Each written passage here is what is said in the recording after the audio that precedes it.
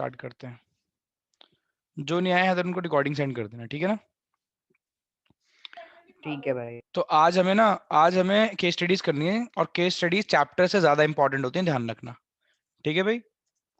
तो देखो पहली केस स्टडी क्या है, लिखा identify the step taken by Harsh that is related to one of the function of the management. अब देखो मान लो ये क्वेश्चन, देखो सारी बात सिर्फ कॉन्सेप्ट पढ़ने में नहीं है, पहले बता रहा हूँ पेपर को किस तरीके से करना है, वो बहुत इंपॉर्टेंट चीज है। तो मान लो एक क्वेश्चन अगर आ जाता पेपर के अंदर, लिखा होता identify the step taken by Harsh that is related to the one of the function of management. हमें पता है मैनेजमेंट के 5 फंक्शन है, planning, organising, staffing, directing and controlling, है ना, 5 फंक्शन है। बट पांचों में से कौन सा, अभी तो हम चैप्टर पढ़ रहे हैं, कंट्रोलिंग तो हमारे माइंड में रहता है, हाँ कंट्रोलिंग ही है तो हम आंसर कर देते हैं। बट अगर ये क्वेश्चन पेपर के अंदर आएगा तो हम एक चैप्टर थोड़ी, तब तो पूरी बुक आई है, तो वहां थोड़ी डिफिकल्टी आ जाती है। इसलिए जितनी ज्यादा केस स्टडीज करोगे उतना ज्यादा आप पे कॉन्सेप्ट शार्प होते चले जाएंगे, ठीक है। तो हमें आइडेंटिफाई करना है कौन सा फंक्शन लग रहा है। अब कैसे आइडेंटिफाई करें वो हमारे ऊपर है, हम जरा केस रीड करेंगे, देखेंगे कौन कौन सी चीजें लिंक कर रही हैं, उसके हिसाब से फंक्शन का नाम बताएंगे, ठीक है। देखो क्या लिखा है, Hina sweets is a renowned name for quality sweets since 1935। कोई हिना स्वीट्स है, बहुत फेमस स्वीट्स है 1935 से। उसका ओनर है Harsh, Harsh the owner of Hina sweets was worried as the sales had declined during the last 3 months. भाई सेल्स 3 महीने से कम चल रही हैं, है ना, 3 महीने से सेल्स बहुत ज्यादा कम हो गई हैं, तो जो हर्ष है वो बहुत ज्यादा वरीड है, चिंतित है। तो when he enquires from the sales manager, जब उसने सेल्स मैनेजर से बात करी, the sales manager reported that there were some complaints about the quality of sweets. तो जो सेल्स मैनेजर है उसने बोला कि भाई जो आपकी जो स्वीट्स की क्वालिटी है उसके अंदर कुछ ना कुछ कंप्लेंट्स आ रही हैं हमारे पास। देयरफॉर हर्ष ने क्या करा, हर्ष ने ऑर्डर करा for sample checking of the sweets, के भाई स्वीट्स के सैंपल मंगाओ मैं चेक करूंगा। अब मान लो ये क्वेश्चन आ जाता पेपर के अंदर, तो कैसे आइडेंटिफाई करते, कंट्रोलिंग, अभी तो हमारे माइंड में कंट्रोलिंग है ना। देखो कैसे, पहली बात कंट्रोलिंग का प्रोसेस क्या है, कंट्रोलिंग के अंदर प्रोसेस देखो, पहला है हम क्या करते हैं, ऑब्जेक्टिव को सेट करते हैं, ऑब्जेक्टिव को सेट करने के बाद अपनी एक्चुअल परफॉर्मेंस को मेजर करते हैं, फिर उसको कंपेयर करते हैं, कंपेयर करने के बाद अगर हमें कुछ लगता है डेविएशन आ रही है तो एनालाइज करते हैं डेविएशन को, फिर करेक्टिव एक्शंस लेते हैं, है ना। तो जो प्रॉब्लम आ गई मेरे को क्लियरली दिख रहा है यहाँ पे कि उनकी सेल्स क्या जा रही है, डाउन जा रही है ना।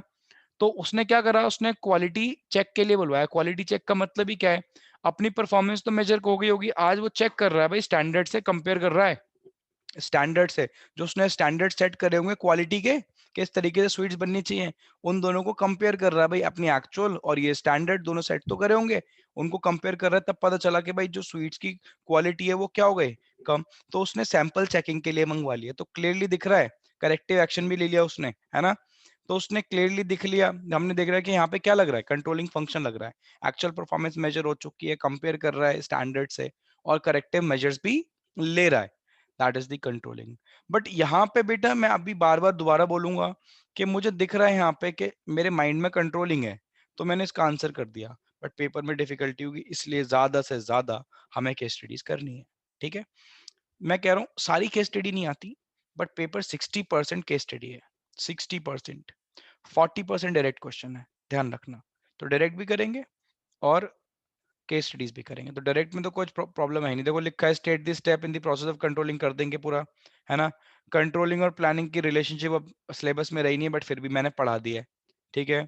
5 कंट्रोलिंग की इंपॉर्टेंस बतानी है। अच्छा ये बताना जरा ये वाला क्वेश्चन इंपॉर्टेंट है,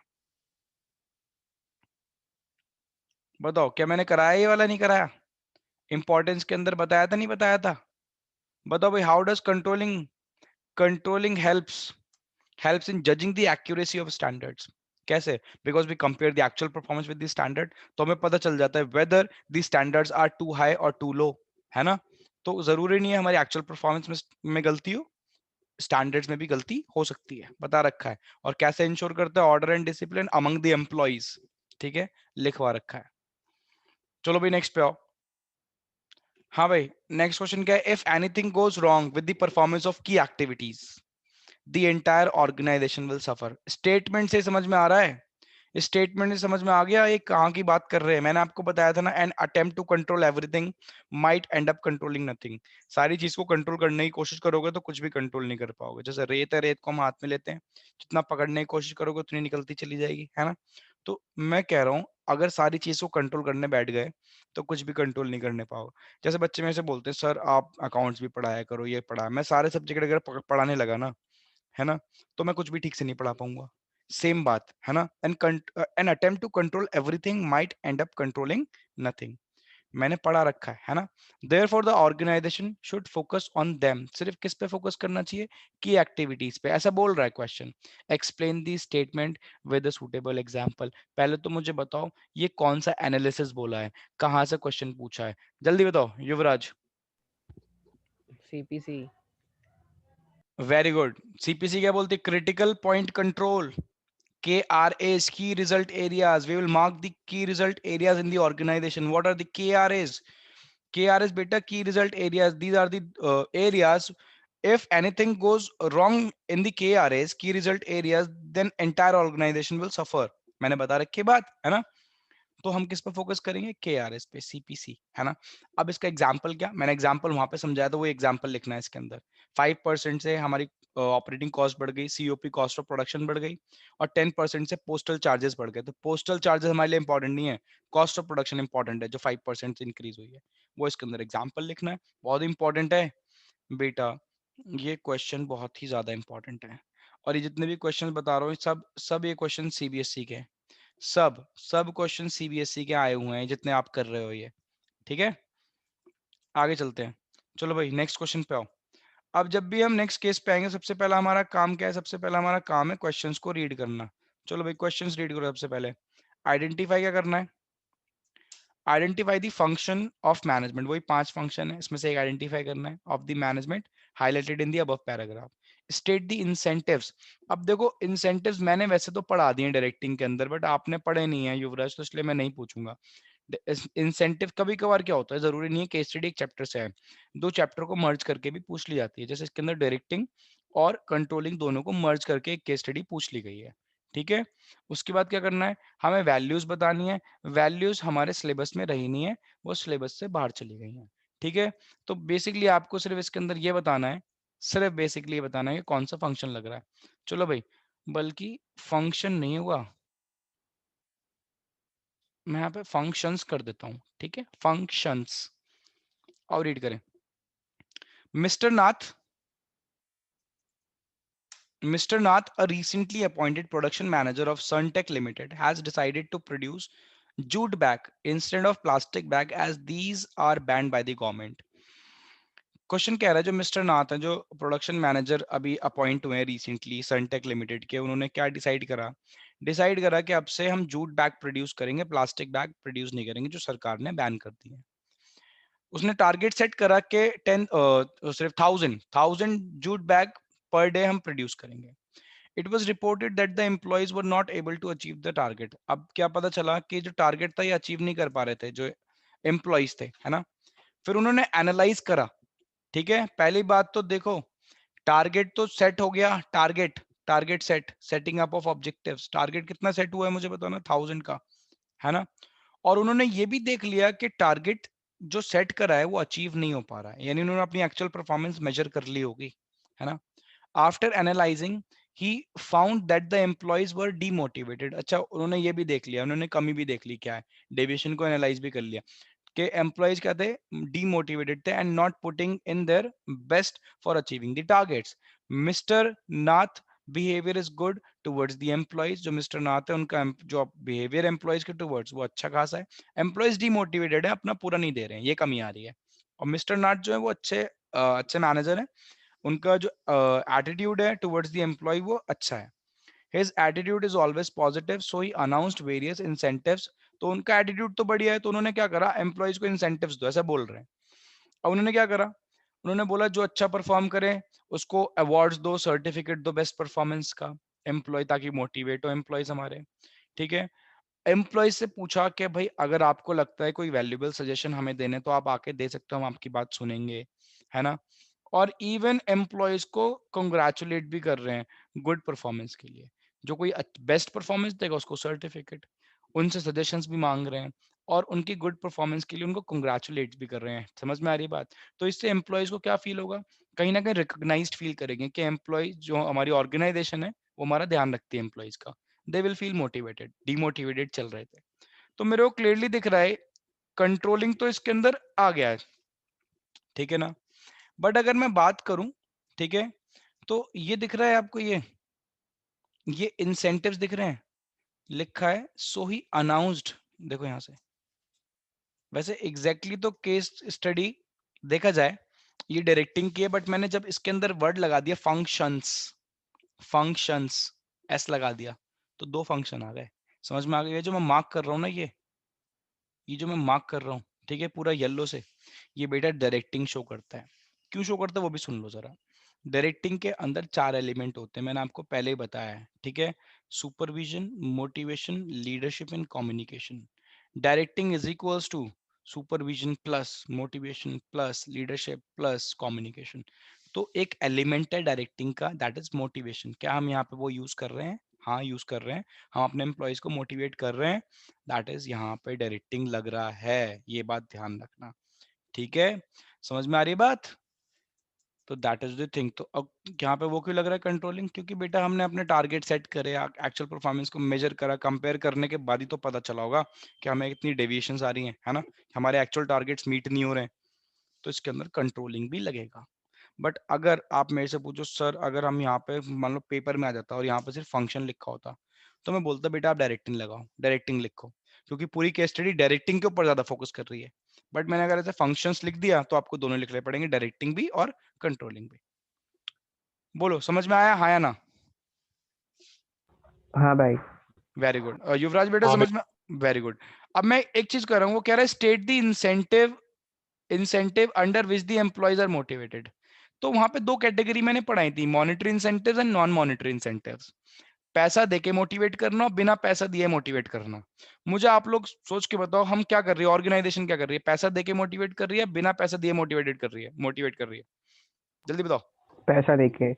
अरे तुम पता नहीं कैसी बातें कर रहे हो, बताना मुझे पूरे उसमें कहाँ पैसा दिया एम्प्लॉयज को, बताना, बताओ पैसा कहाँ दिया? मतलब हम्म। एज अ अवार्ड उसकी जगह रख के बोला मैंने। अवार्ड, अवार्ड का मतलब क्या होता है कि हमने क्या दिया, रिवॉर्ड नहीं बोल रहा हूँ, अवार्ड बोल रहा हूँ। रिवॉर्ड होता है कि हमने चलो पैसे वैसे दे दिए, अवार्ड बोल रहा हूँ। अवार्ड का मतलब मैंने कोई मोमेंटो दे दिया होगा, सर्टिफिकेट वगैरह दिया होगा, है ना, ठीक है। एम्प्लॉयज सजेशन मांग रहे हैं, एम्प्लॉयज उससे मोटिवेट फील करेंगे कि यार हमारी बातें भी सुनते हैं ये, उनको कंग्रेचुलेट कर रहे हैं, तो यहाँ पैसा खर्च नहीं हो रहा। बिना पैसे खर्च करे हो हमने एम्प्लॉयज को मोटिवेट करा है, that is what, that is non monetary incentives. तो इसका आंसर यहाँ पे आएगा नॉन मॉनिटरी इंसेंटिव्स, ठीक है। इसलिए केस स्टडीज इंपॉर्टेंट होती हैं, अप्रोच पता चलती है किस तरीके से क्वेश्चंस को अप्रोच करना है। चलो भाई नेक्स्ट क्वेश्चन पे आओ। देखो क्या लिखा है, आइडेंटिफाई दी फंक्शन, देखो फंक्शन आइडेंटिफाई करना है, of management discussed above. State the two steps, दो स्टेप भी बताने हैं उसके अंदर, process of each function, each function लिखा है तो यानी एक से ज्यादा फंक्शंस होंगे, तो यहाँ पे आएगा एस फंक्शंस, ठीक है। और list any two values, value हमारे सिलेबस में अब रही नहीं है, जो कि निकल चुकी है सिलेबस से, तो इसको हटाओ जल्दी से, ठीक है भाई, इतनी बात समझ में आ गई? आओ चलो रीड करें। हमें बताना है कि कौन सा फंक्शन लग रहा है, फंक्शंस लग रहे हैं और स्टेप बताने हैं दोनों फंक्शन के। हाँ भाई, a company was manufacturing LED bulbs which were in great demand. जहां समझ नहीं आया वहां पूछ लेना, अब मैं हिंदी अनुवाद नहीं कर रहा, सीधे सीधे आगे चल रहा हूँ। It was founded, the target of producing 300 bulbs a day was not met by the employees. On analysis, it was found that the workers were not at fault. Analysis कर भी लिया deviation का, देख लेना. Due to electricity failure and shortage of workers, the company was not able to achieve the set target. उनको मिल भी गया. And और and alternative arrangement were needed, इसके अलावा कुछ ऑल्टरनेटिव अरेंजमेंट चाहिए है। फिर समझा दो, देखो क्या लिखा है। कंपनी क्या कर रही है, कंपनी एलईडी बल्ब प्रोड्यूस करती है जो बहुत डिमांड में है। कंपनी का टारगेट जो था 300 बल्ब, यानी टारगेट सेट कर रखा है कंपनी ने 300 बल्ब, ठीक है, वो पूरा नहीं हो रहा, ठीक है, एक दिन में 300 बल्ब बनाने, वो एम्प्लॉइज को पूरा नहीं कर पा रहे। फिर हमने देखा भाई क्यों नहीं पूरा हो रहा, जो हमारा कंट्रोलिंग सिस्टम ये तो करता है, एक्चुअल परफॉर्मेंस स्टैंडर्ड को मैच करता है, फिर डेविएशन फाइंड करता है ना। तो पता चला हमें कि इलेक्ट्रिसिटी फेलियर बहुत हो रहा है, तो एम्प्लॉयज की गलती नहीं है, बिजली चली जाती है बार बार, तो कुछ ऑल्टरनेटिव सॉल्यूशन चाहिए है, लिखा है alternative arrangement were needed. To meet the increase demand the company assess the approximately, कितने वर्कर्स चाहिए मुझे बताओ एडिशनल, जरा बताओ। 88 additional workers were required, 88 additional workers were required, ध्यान रखना चाहिए थे, जिसमें से 8 workers as a head of different department, 10 किसने सबॉर्डिनेट चाहिए, under which the head required qualification and job specification were also enlisted, ये सब यानी कंपनी को और लोग भी चाहिए, ठीक है, इसके अलावा भी। तो it was also decided that necessary relaxation should be given to encourage women, people from backward and rural areas with social special abilities to assume, ये कुछ नहीं है, ये उसके लिए दे रखा था सोसाइटी वैल्यूज के लिए, ठीक है ना। तो all efforts were made to match the ability of the applicant with the nature of the work। भाई पूरी बात सुन लेना ढंग से, कंपनी पूरा टारगेट नहीं कर पा रही है, ठीक है, एम्प्लॉयज की गलती नहीं थी क्योंकि लाइट बार बार चली जाती है, बट फिर भी वो कह रहे हैं एक हमें ऑल्टरनेटिव अरेंजमेंट चाहिए है, फिर भी डिमांड क्योंकि बहुत ज्यादा आ रही है मार्केट से, तो उन्होंने बोला एक काम करते हैं, थोड़े से लोगों को और रख लेते हैं। तो 88 एडिशनल वर्कर्स उसके अंदर बताया है, कितने, 8 हेड वर्कर्स चाहिए, 10 क्या चाहिए, सबऑर्डिनेट्स चाहिए, बताया है कि किस किस तरीके से हमें लोग चाहिए। तो मेरे को क्लियरली दिख रहा है, पहली बात तो एक तो कंट्रोलिंग यहाँ चल रही है, ऑब्वियसली चल रही है, आपको अदरवाइज डेविएशन का पता कैसे चला, यानी कंट्रोलिंग तो परफॉर्म कर दिया आपको, है ना। दूसरा, यहाँ पे स्टाफिंग चल रही है, स्टाफिंग का मतलब आप एडिशनल लोगों को अपने ऑर्गेनाइजेशन के अंदर लेके आ रहे हो। तो अगर आप मेरे से फंक्शंस पूछो, identify the functions of management discussed above, तो मैं दो बोलूंगा, एक तो कंट्रोलिंग चल रहा है और एक स्टाफिंग चल रहा है, ठीक है ना। अब लिखा है state the two steps in the process of each function, दोनों दोनों फंक्शन के आपको दो स्टेप्स बताने हैं जो ऊपर वाले पैराग्राफ के अंदर यूज हो रहे हैं। तो state the two steps in the process of each function discussed in the above paragraph. हाँ भाई, चलो ये मेरे को आप बताओगे क्या क्या हो रहा है। देखो, on analysis analysing the deviation Analyzing deviation, and taking the,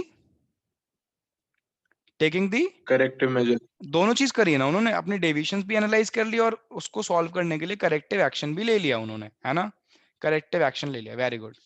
अच्छा, उसके बाद अगर आपने स्टाफिंग अब पढ़ा नहीं है बट हैदर ने पढ़ा हुआ है, युवराज आपने स्टाफिंग पढ़ा है मेरे से, नहीं पढ़ा? नहीं भैया। ठीक है, कोई प्रॉब्लम नहीं है, मैं बता दूंगा अभी। हाँ भाई हैदर, असेस करा है हाँ उन्होंने, भाई।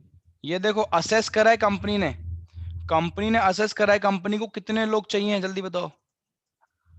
88 एडिशनल वर्कर्स। हाँ, तो ये कौन सा पहला स्टेप है स्टाफिंग का, बता दो जल्दी, नहीं बताया तो अभी तुम्हारी पिटाई लग जाएगी। Estimating man power requirement. Very very good, estimating man power requirement, सबसे पहले स्टाफिंग के अंदर हमें ये देखना होता है युवराज कि हमें कितने लोगों की जरूरत है, उसको बोलते हैं एस्टिमेटिंग मैन पावर रिक्वायरमेंट।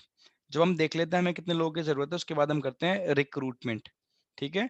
तो यहाँ पे दो लगेंगे स्टेप, दैट इज पहला है एस्टिमेटिंग मैन पावर रिक्वायरमेंट, दूसरा क्या है, रिक्रूटमेंट, ठीक है भाई,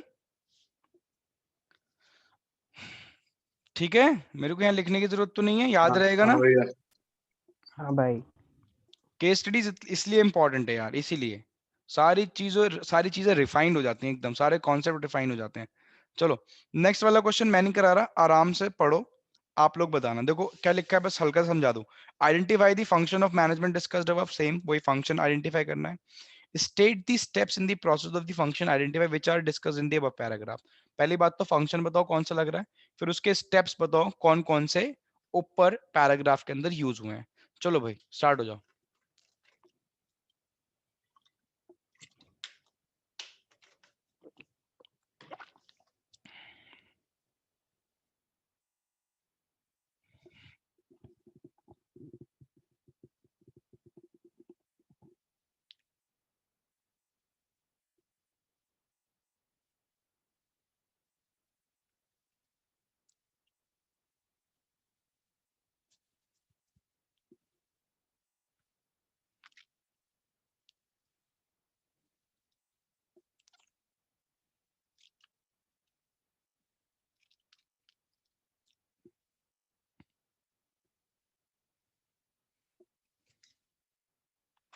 कर लिया भाई, इतना तो हार्ड भी नहीं है, बहुत इजी है।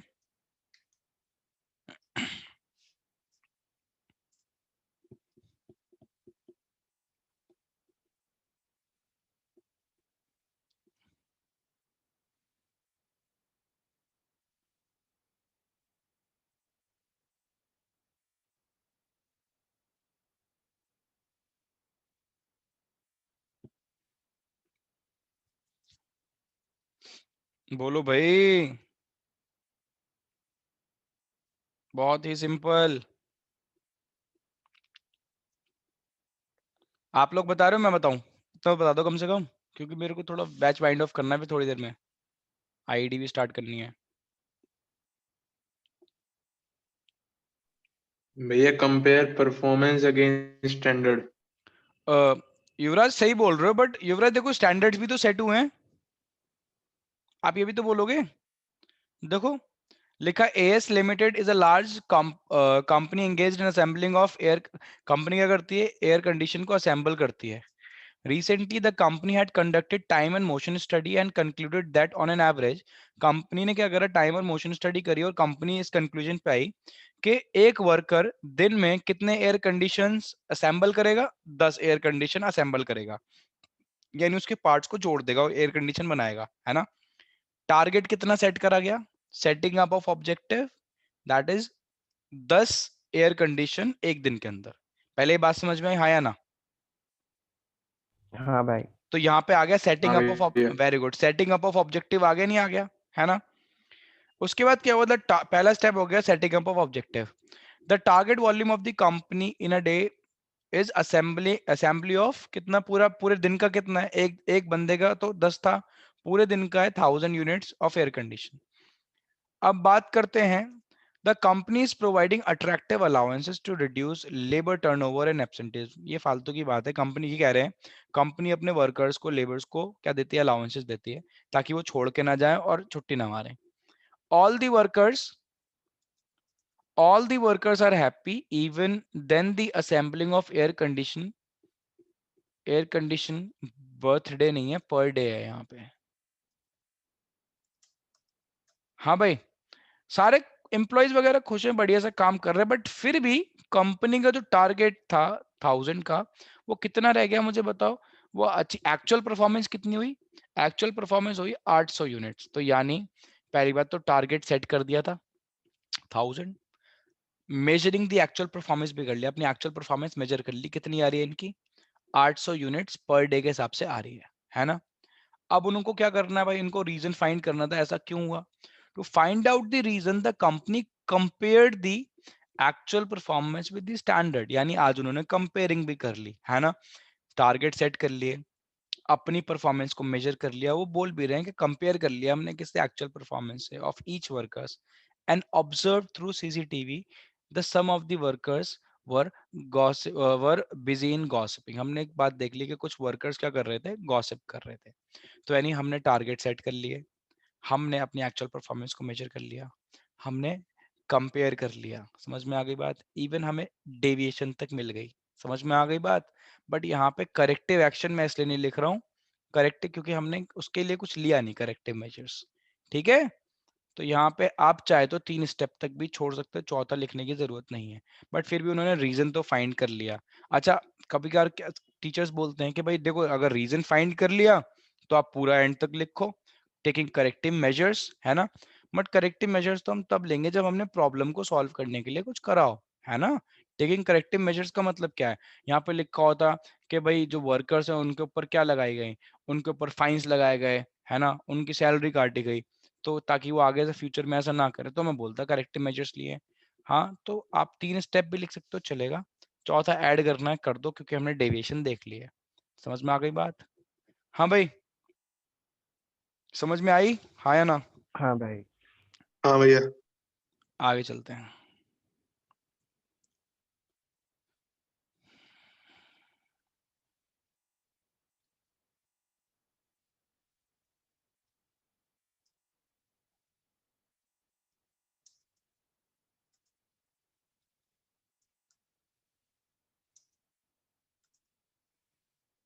हाँ भाई, क्वेश्चन बताओ क्या है?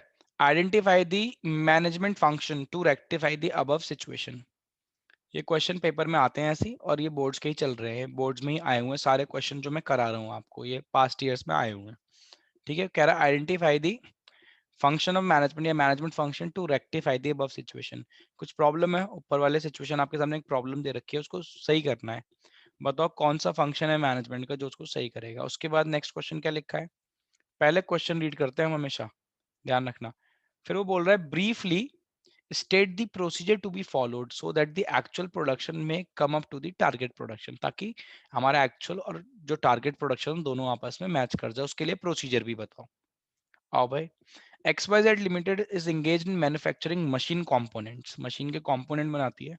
टारगेट कितना है बेटा? टारगेट है 200 यूनिट्स पर डे, है ना? टारगेट तो सेट कर लिया।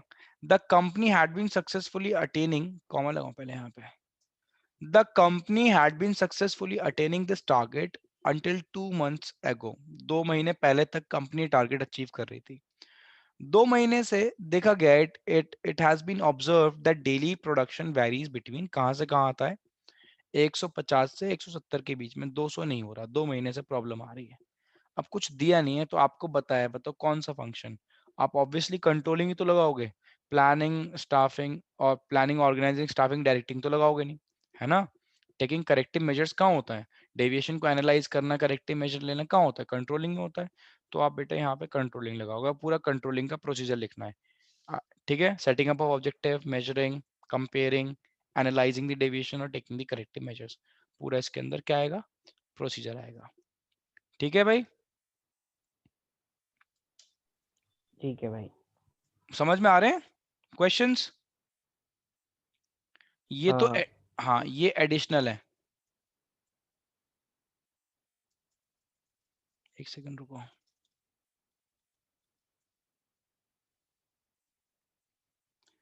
और एडिशनल से पहले जितने करा रहा हूं सब सीबीएसई की हैं सारी। ठीक है, सुनो भाई, ये क्या है? राजीवन क्या है ये? इधर क्या लिखा है? राजीव एंड होगा, राजीव एंड संजीव। संजीव है तो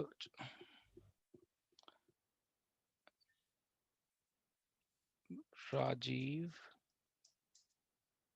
एंड संजीव आर मैनेजर्स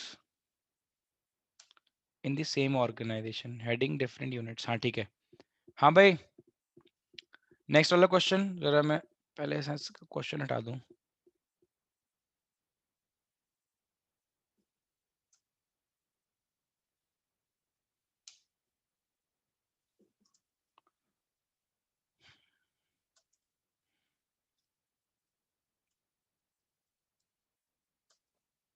ठीक है भाई, explain the possible reason giving by both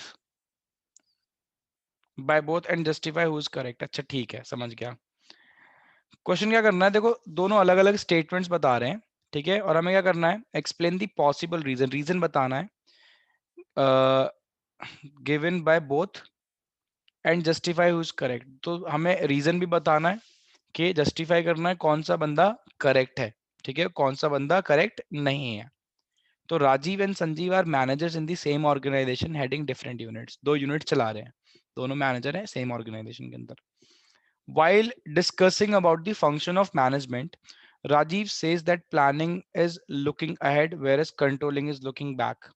But Sanjeev says you are wrong because planning is looking back, controlling is looking ahead.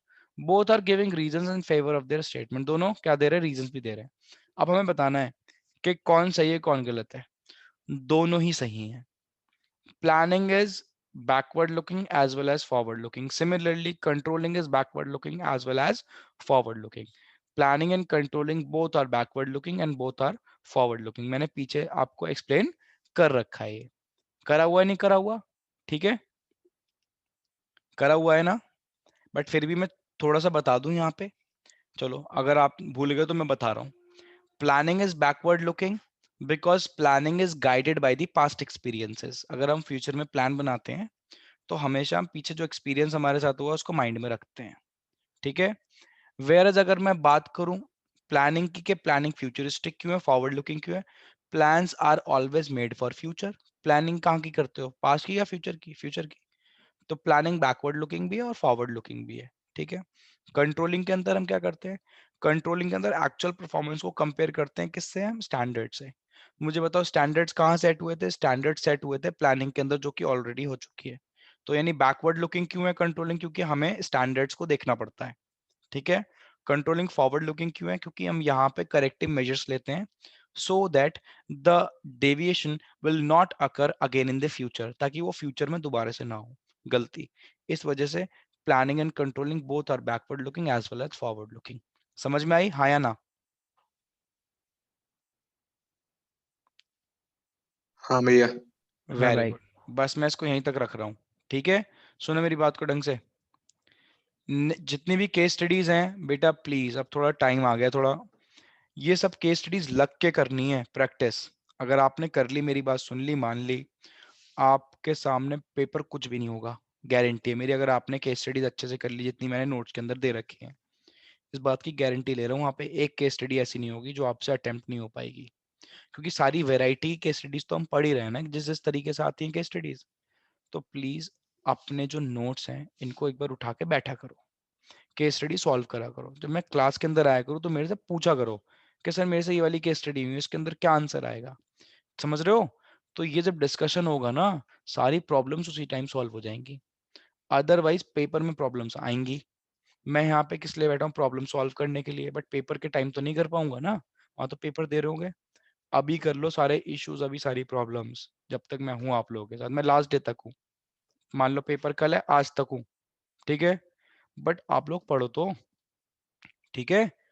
अब कोशिश करना खुद केस स्टडीज उठाओ, ठीक है? करना, नेक्स्ट क्लास में आके प्रॉब्लम्स हैंडल करूंगा और आगे चलेंगे, केस स्टडी लेंगे। ठीक है, चलो भाई बाय। आईडी में मिलते हैं 10 मिनट में।